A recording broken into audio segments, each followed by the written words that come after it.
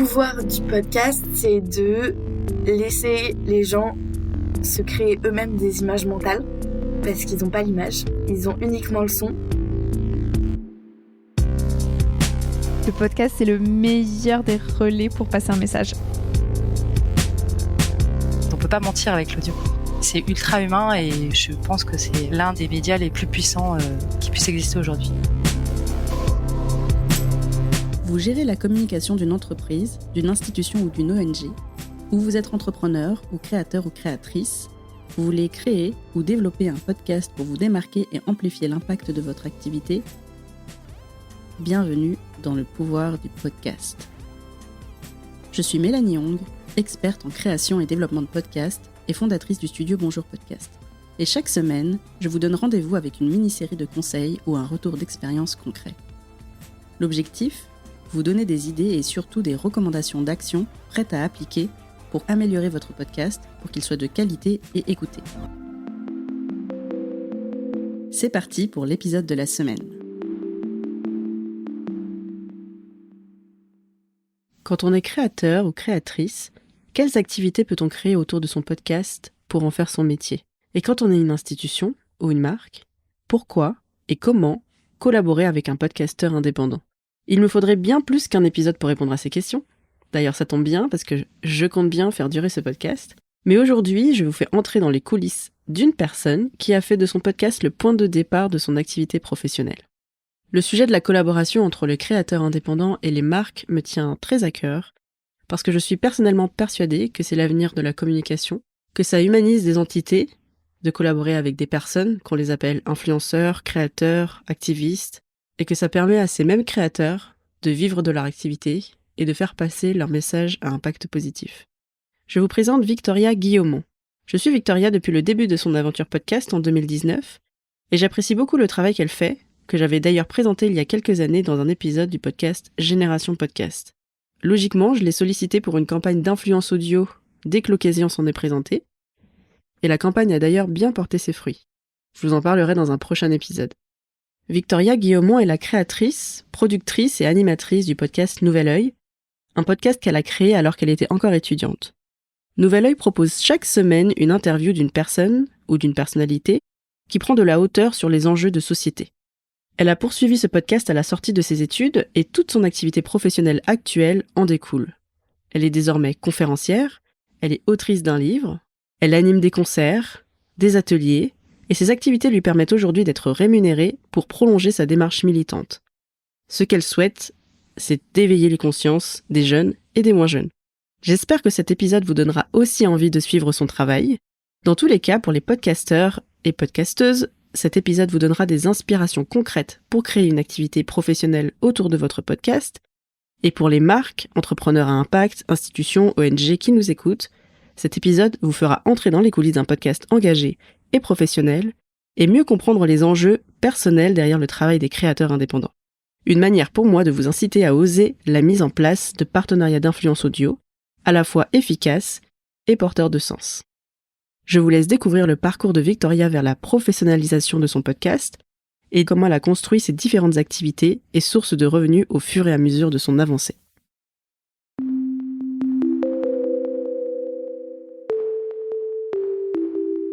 Aujourd'hui, je suis avec Victoria Guillaumont, qui est la créatrice du podcast Nouvel Oeil. Bonjour à tous et merci à toi Mélanie pour l'invitation. J'ai découvert ton podcast au tout début, je crois au 5e ou 6e épisode en 2019. Oh la honte, là c'est le moment où je me cache parce que vraiment ça n'avait aucune tête. Ça ressemblait à rien. Ah bah non, pas du tout. Justement, j'allais dire que je me suis tout de suite dit, malgré le fait qu'il n'y avait pas encore beaucoup d'épisodes, que c'était un podcast qui allait sûrement aller loin. Je me suis pas trompée parce qu'aujourd'hui, tu as plus de 140 épisodes. Et parmi ces épisodes, tu as des personnes comme Frédéric Lopez, Barbara Pravi, Antoine de Maximi, Frédéric Lenoir, Augustin Trapenard. Alors on pourrait en citer beaucoup, mais vous voyez déjà qu'on a des noms que vous devez certainement connaître. Ce qui était intéressant, je trouve, d'aborder avec toi aujourd'hui, c'est comment tu es arrivé à créer ce podcast et à en faire un média d'une personne et un média qui inspire énormément de monde. Comment tu as créé ta vie professionnelle et personnelle autour de ce média. tout un écosystème avec un livre, des événements, des conférences, des concerts. Tout ce que tu as créé en fait autour de ce podcast est très intéressant. Écoute, avec immense joie. Je me réjouis de pouvoir partager ce moment et ces petites choses qui font ma vie. Tu étais étudiante en école de commerce au tout début de ce podcast. Pourquoi avoir créé un podcast à ce moment-là ? Pourquoi avoir créé un podcast ? Écoute, j'écoutais moi-même beaucoup de podcasts au cours de ma 4e année d'études parce que je me sentais un peu perdue en fait. Je pense que la 4e année, c'est là où j'ai pris conscience qu'il me restait très peu de temps en tant qu'étudiante et que du coup, cette fameuse question « qu'est-ce que tu veux faire plus tard ?» je pouvais pas la repousser encore et encore. Il fallait que je la prenne à bras-le-corps. J'écoutais des podcasts, je ressentais profondément que certaines phrases de certaines personnes résonnaient tellement en moi et m'apaisaient en fait. J'écoutais Vlan, j'écoutais Pauline Léniaud. C'était vraiment les deux principaux. La leçon aussi de Pauline Grisoni. Donc c'était au tout début, là on était en 2018, donc en réalité j'ai commencé à écouter des podcasts même avant le Covid, mais le Covid ça a été un peu l'élément déclencheur pour après lancer le mien. Un jour je me suis réveillée et je me suis dit mais ils ont tellement de chance les podcasteurs parce qu'ils peuvent rencontrer qui ils veulent, quand ils veulent, sur les sujets qu'ils veulent et c'est incroyable. Puis après, je me suis dit, mais en fait, tu peux le faire parce que ces gens qui se sont lancés, ils sont comme toi. Et de ça, je me suis dit, mais oui, il faut que j'aille poser mes questions à des personnes qui peut-être aujourd'hui ont un certain recul sur leur vie, que ce soit d'un point de vue amoureux, d'un point de vue de la confiance en soi, de comment réussir une vie, etc. Et donc, je me suis dit, allez, c'est ça. Je lance mon podcast et je vais aller poser des questions à des personnes qui pourront apporter des prises de recul aux jeunes d'aujourd'hui. Je me suis lancée comme ça, un petit peu la fleur au fusil en parallèle de mes études, quoi.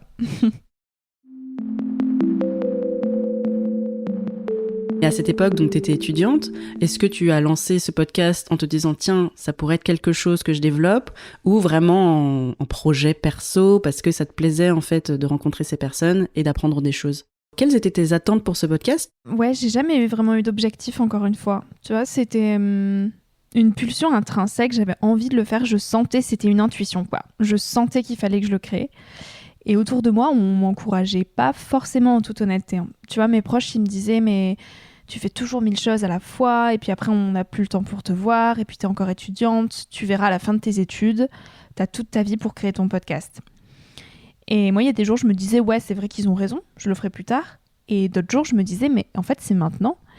Et je me suis lancée vraiment le jour de Climax, donc c'est un festival autour du climat à Bordeaux. Et il y avait Pablo Servigne, qui est collapsologue, à quelques mètres de moi. Et en fait, j'ai vraiment renoué avec cet instinct un peu d'enfant que t'as quand juste c'est évident, tu te poses pas de questions, t'y vas. Et là, c'est ce qui s'est passé. Je me suis dit, écoute, t'as Pablo Servigne en face de toi, tu vas lui proposer une interview.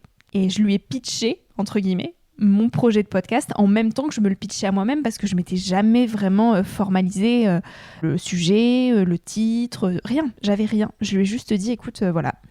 En plus, je l'ai tutoyé, tu vois, vraiment, j'avais aucune gêne. Je me suis dit, je me pose beaucoup de questions, beaucoup aussi autour de l'écologie. J'ai lu ton livre sur comment tout peut s'effondrer et en fait, j'ai envie de transmettre ta parole auprès des jeunes de mon âge, quoi. C'est à peu près ce que je lui avais dit. Et il a accepté de faire la première interview pour Nouvel Oeil. C'est comme ça que je l'ai lancé. Et après, je pense que jusqu'à ma 15e interview, je tâtonnais. J'avais pas encore mes micros jaunes. J'avais juste mon enregistreur. Donc avec les 2 micros intégrés qui prenaient un son pas ouf du tout. Et j'étais pas non plus régulière dans les publications. J'en publiais une par mois à peu près. C'était un petit peu quand j'avais le temps.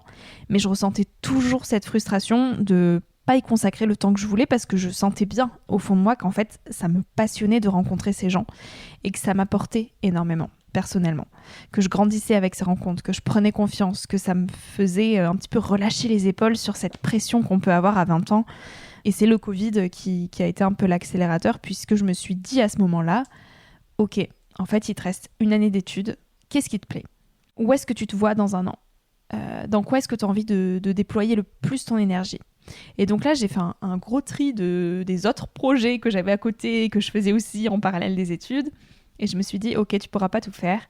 Et maintenant, c'est le podcast. C'est le podcast à fond. Et c'est là que j'ai commencé à publier une interview par semaine. Donc à partir de juin 2020. C'est là aussi que j'ai changé toute mon identité graphique. Donc là, tu as commencé à avoir une intention, contrairement au début où tu as exploré de manière un peu spontanée.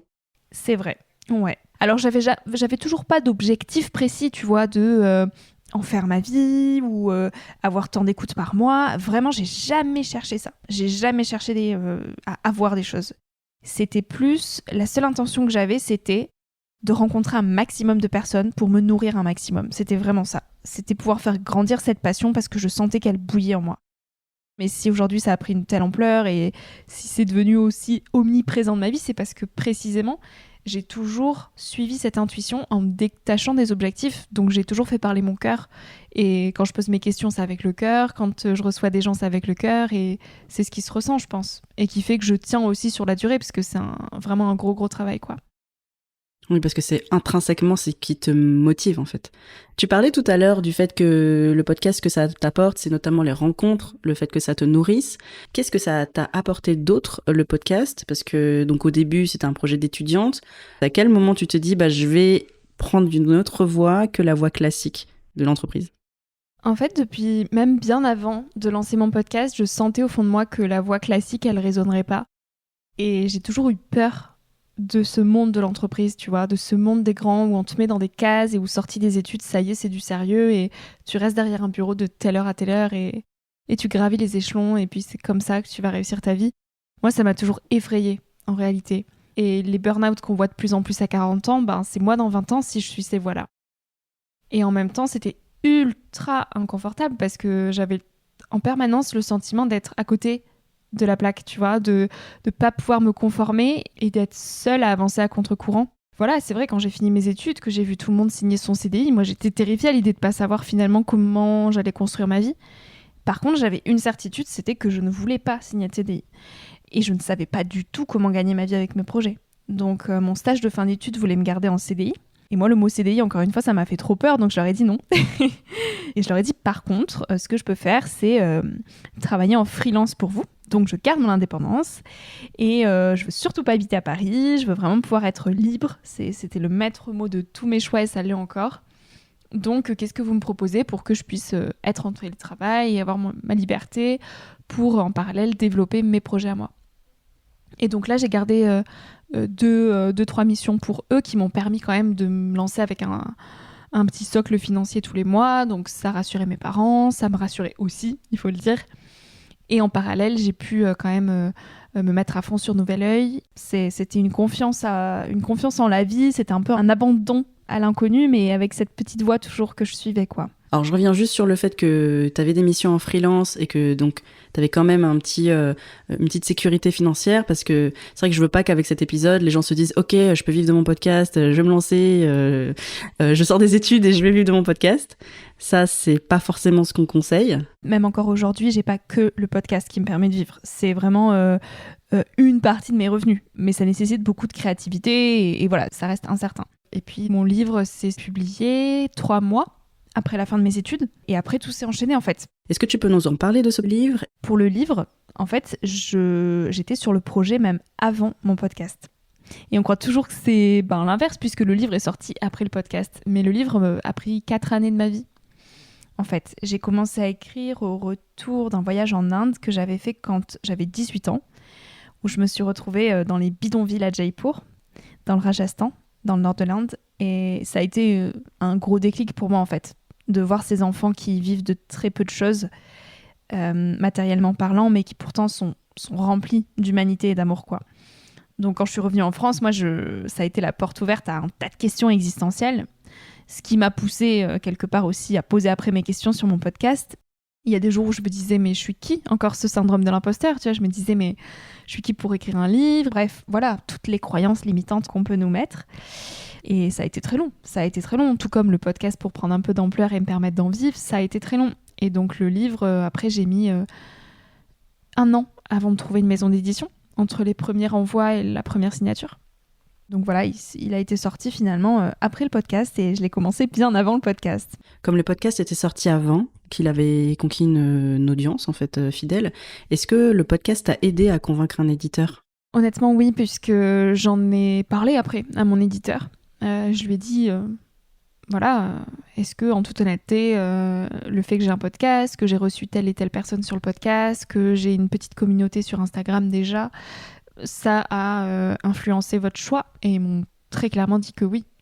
Donc ça, c'est un peu la réalité qui est aussi triste aujourd'hui. La littérature, pour moi, c'est des gens qui sont nés avec ça et qui boivent ça et pour qui il n'y a que ça dans leur vie. Et là où je trouve ça triste, c'est qu'aujourd'hui, tu as peut-être des personnes qui sont profondément animées par l'écriture et c'est des futurs Albert Camus ou que sais-je. Et en fait, peut-être qu'ils ne perceront jamais parce qu'ils n'aiment pas les réseaux sociaux et que jamais ils se feront une petite niche là-dedans et que donc ils ne seront pas repérés par des maisons d'édition ou que pire, des influenceurs qui ne savent pas écrire prendront leur place, quoi. Donc oui, ça me questionne en ce moment. Voilà, j'ai pas de réponse à ça, mais je te partage de but en blanc ce qui se passe dans ma tête sur est-ce que vraiment je suis légitime là à écrire, quoi. Moi, je trouve que c'est très positif le fait que parmi les personnes qui sont influentes, finalement, il y a des personnes comme toi qui portent un message positif et intéressant. Donc c'est aussi bien. Oui. Tu as fait des concerts, ça c'est très intéressant, j'aimerais bien que tu nous en parles, mais aussi des conférences. Et ça aussi, je trouve que c'est quelque chose qui se développe parmi les créateurs, créatrices de podcasts, parce que finalement, quand on a un podcast, on porte une voix, un discours, une vision de la vie. Donc toi, tu as vraiment réussi à développer cette partie auprès d'une audience que tu souhaitais atteindre. Comment est arrivé les projets de concerts et puis ensuite de conférences ? Eh bien, écoute, les 2 projets sont arrivés assez simultanément, après la sortie du livre. Après la sortie du livre, je me suis dit, il faut que j'aille parler de ce livre dans les écoles. Et pareil, j'étais terrorisée. Je me suis dit, mais je vais pas savoir parler devant des gens, je sais pas du tout faire ça, etc. À ma première conférence, j'étais hyper intimidée. Mais à la fin de cette première conférence, je me suis quand même dit, en fait, j'adore parler. Et je vois que ça crée des déclics. Et donc, je veux continuer à en faire. Donc au début, je démarchais beaucoup, en fait, des écoles supérieures. Je disais, voilà, j'ai un message à faire passer et j'ai envie, en fait, d'aller proposer, moi, ces clés qui m'ont aidé à grandir et prendre les chemins de traverse sortis des études. J'ai envie d'aller parler de ça aux étudiants qui, aujourd'hui, pour sûr, se posent les mêmes questions que je me suis posées. Et après, petit à petit, les choses m'ont rattrapée ou on me contactait pour prendre la parole. Donc après, c'était pas juste dans les écoles supérieures, c'était pour des événements liés à l'environnement, liés à l'engagement, liés à l'éducation, liés à la jeunesse, etc. Et les concerts sont arrivés finalement assez rapidement aussi après la fin du livre, où là, c'est Nicolas, donc qui est pianiste au Conservatoire de Paris, qui est tombé sur une publication Instagram où je faisais un peu je faisais le discours de sortie de mon livre auprès de mes proches. Pour ma soirée de lancement, il y avait une musique d'Amélie Poulain en fond. J'ai publié sur Instagram, il est tombé dessus et il m'a envoyé un mail en me disant « Écoute, j'ai été hyper touchée par cette vidéo et le fait d'avoir du piano en fond, ça rajoute vraiment de la profondeur à tes mots.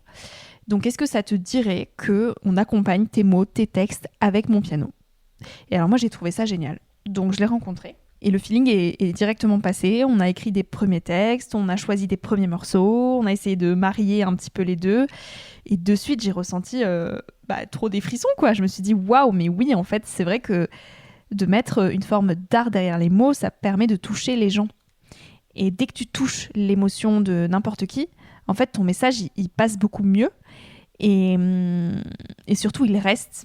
Et derrière, il te donne envie de transformer quelque chose, de passer à l'action et donc de pas juste en laisser noir sur blanc et puis de le lire une fois et puis de l'oublier dans un placard, quoi. Et donc, on s'est lancé un petit peu comme ça. On a fixé une première date. Et aujourd'hui, on a 6 dates. Je me suis dit, mais ça serait encore mieux de mettre de la danse même pour faire respirer le public parce que moi, j'enchaîne mes textes, mais c'est des textes qui sont quand même forts, qui sont lourds et où il y a beaucoup de réflexion. Donc, de mettre des morceaux de danse où j'arrête de parler, ça peut permettre de faire comme des mini-entractes, mais toujours dans le thème de l'art. Et donc, Oyana nous a rejoints 3 semaines avant le premier concert. Et donc, aujourd'hui, on est tous les 3. Il y a Nicolas, qui est pianiste, Oyana danseuse et moi. Et là, on va faire la 7e représentation à Biarritz le 2 juin. C'est incroyable, la puissance des rencontres. Ouais, c'est génial. Oui. C'est 2 parties d'activités que tu fais. Donc, d'une part, les conférences, d'autre part, les concerts. Les conférences qui étaient un peu intentionnelles, puisque tu dis que tu as été démarcher les écoles au début. Toi, tu voulais faire passer ce message. Le concert qui arrivait un peu de manière spontanée, parce que c'est Nicolas qui t'a proposé. Et j'imagine que tu n'avais pas imaginé ça quand tu as lancé Nouvel Œil. Pas du tout. Donc, livre, concert, conférence. Aujourd'hui, en fait, comment tu vis clairement, de ton activité? Est-ce que c'est grâce aux conférences? D'où te viennent tes revenus? J'ai toujours eu du mal, entre guillemets, à me vendre. Et mes proches, même mes parents et tout, ils me disaient « Mais Victoria, là, tu peux pas le faire pour si peu cher. Tu te rends compte que tu traverses la France pour ça quand même. Enfin, ça te prend 2 journées de ta semaine. » Et moi, comme je fais tout avec le cœur et que j'aime bouger, j'aime rencontrer, en fait, je compte pas l'énergie qui peut être dépensée, tant physique, tant financière. Et donc, j'ai longtemps négligé, en fait, l'énergie que je pouvais dépenser à ça. Et surtout, bah oui, je me suis vite confrontée au fait que malgré tout, il fallait aussi que j'arrive à vivre de tout ça. Et donc au début, je mettais vraiment très peu cher. J'étais là, non mais juste si vous avez un tout petit peu, hein, moi c'est juste pour financer mon train. Et puis après, il n'y a pas de problème, etc. Je vous ai pas du tout demandé. Et ça, j'ai appris à le faire finalement, tu vois, à poser mes limites. À me dire, ok, là en fait, oui, ça me fatigue de prendre tous ces trains. C'est pas normal de faire un Bordeaux-Lyon pour juste une conférence. En fait, ça me coûte beaucoup, donc j'ai appris à refuser, j'ai appris à demander.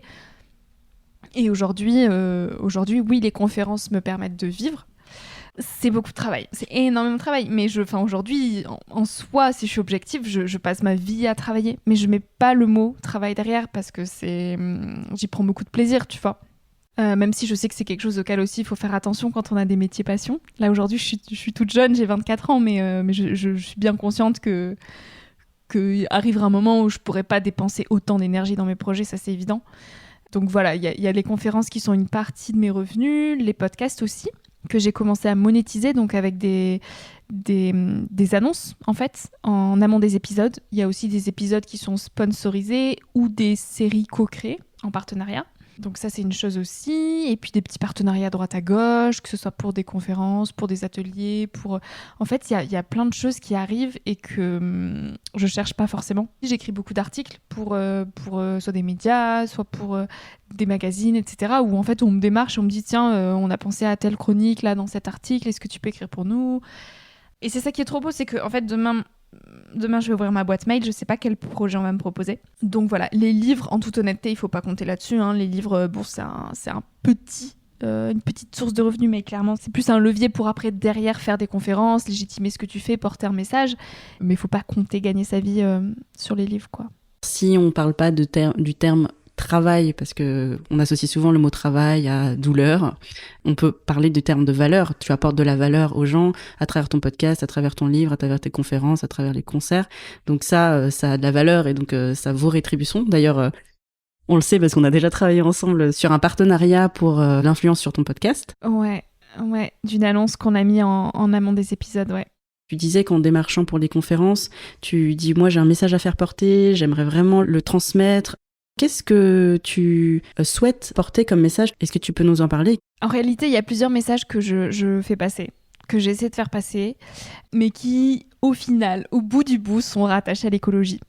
J'essaie de passer par l'écologie intérieure, que j'appelle, donc qui est assez rattachée au développement personnel, mais cette idée qu'en fait, je crois profondément que quand individuellement on est épanoui, qu'on est bien dans ses bottes, qu'on fait au quotidien des choses qui nous animent, pour lesquelles on est doué, qui apportent de la valeur, comme tu dis, à la société, et bien naturellement on est beaucoup moins dépendant du regard des autres, des besoins extérieurs qui sont futiles, acheter, consommer, faire, remplir le vide inutilement, toutes choses en fait, qui pillent dans les ressources de la planète, quoi, et qui nous amènent un petit peu à nous mordre la queue.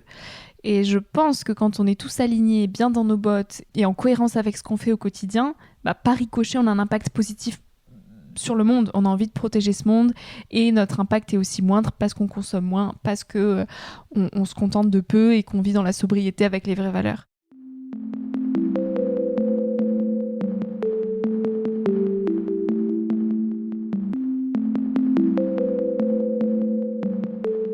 Selon toi, quel est le pouvoir du podcast ?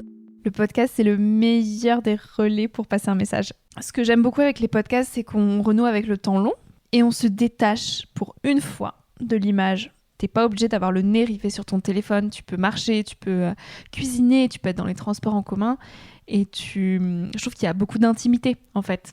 Et ça pousse à retrouver aussi la concentration qu'on perd beaucoup aujourd'hui.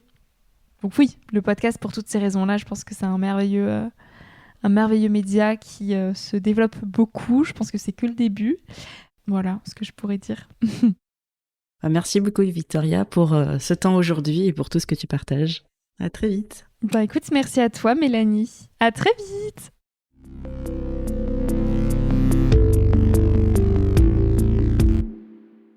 C'est fini? Bah oui. Toutes les bonnes choses ont une fin. Pourquoi?